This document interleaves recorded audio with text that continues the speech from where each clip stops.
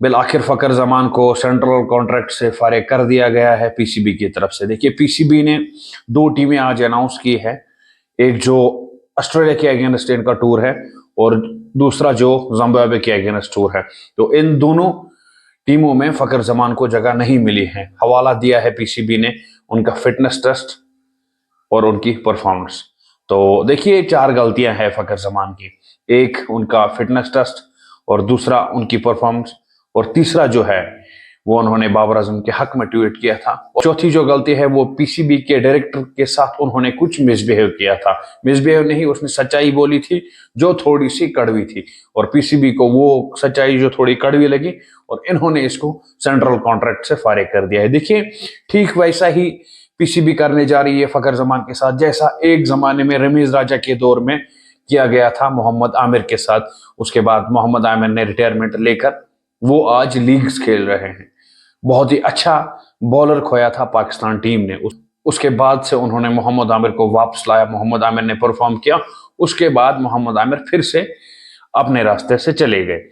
अब ये फकर जमान के साथ भी ऐसा ही करने जा रहे हैं। देखिए, बाबर आजम की अगर हम फिटनेस की बात करेंगे, जैसे आपने नोमान अली को ऐड किया है, जैसे उसको भी कहा है सब्जेक्ट टू फिटनेस, अगर वो अपनी फिटनेस ठीक करेगा तो वो भी खेल सकता है, वैसे आप फकर जमान को भी रख सकते थे। एक क्राइटेरिया है इनका कुछ 2 किलोमीटर रेस का।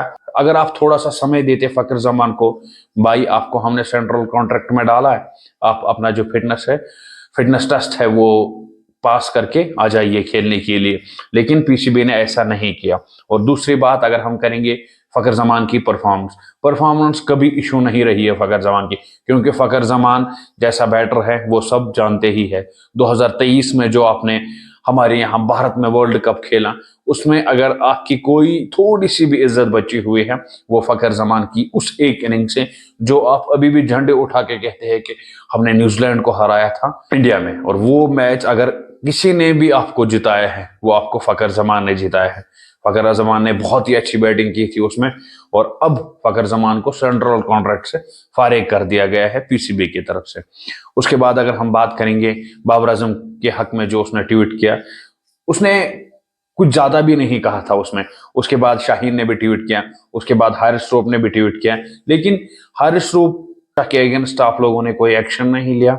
तो मेरे हिसाब से ट्वीट करना भी कोई बड़ी गलती नहीं थी, जिसको अब सेंट्रल कॉन्ट्रैक्ट से फारिग कर दिया गया है। अब जो एक काम फकर जमान ने किया है, जो पीसीबी को कड़वा लगा है, वो उठ के उन्होंने बोला है। ठीक है, उन्होंने भी सच ही बोला है, इसीलिए अब पाकिस्तान क्रिकेट बोर्ड को वो कड़वा लगा था वो सच, इसलिए अब इनको सेंट्रल कॉन्ट्रैक्ट से फारिग कर दिया गया है।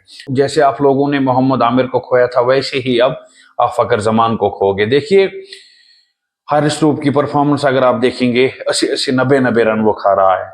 चैंपियंस कप जो डोमेस्टिक लीग था पाकिस्तान का, वहां पे उतने बड़े नाम भी नहीं थे। ठीक है, यंग स्लॉट थी और पाकिस्तान के कुछ बड़े नाम भी थे उसमें, लेकिन ज्यादातर उसमें लड़के छोटे छोटे थे जो अभी डोमेस्टिक खेल रहे हैं। उन्होंने हारिस रूफ को धोया।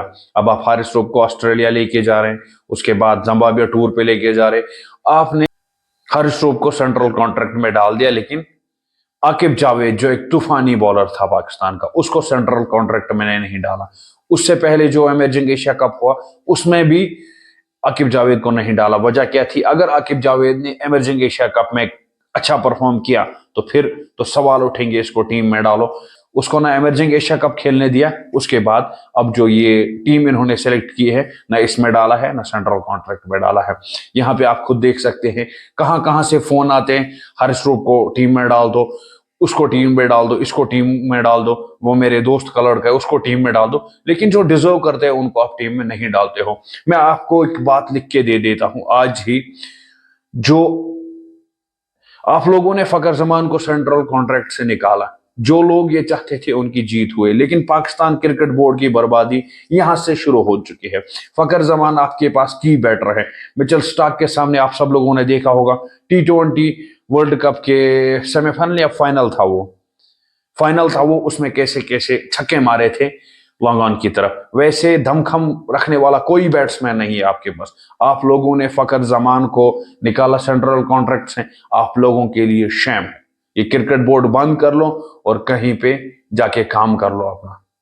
आपको क्या लगता है कि फखर जमान की इतनी बड़ी गलती थी क्या कि उसको सेंट्रल कॉन्ट्रैक्ट से निकालना था? आपकी क्या राय है मुझे कमेंट बॉक्स में जरूर बताइएगा। इस वीडियो में इतना ही, मिलते हैं आपको दूसरे वीडियो में, तब तक के लिए अल्लाह हाफ़िज़।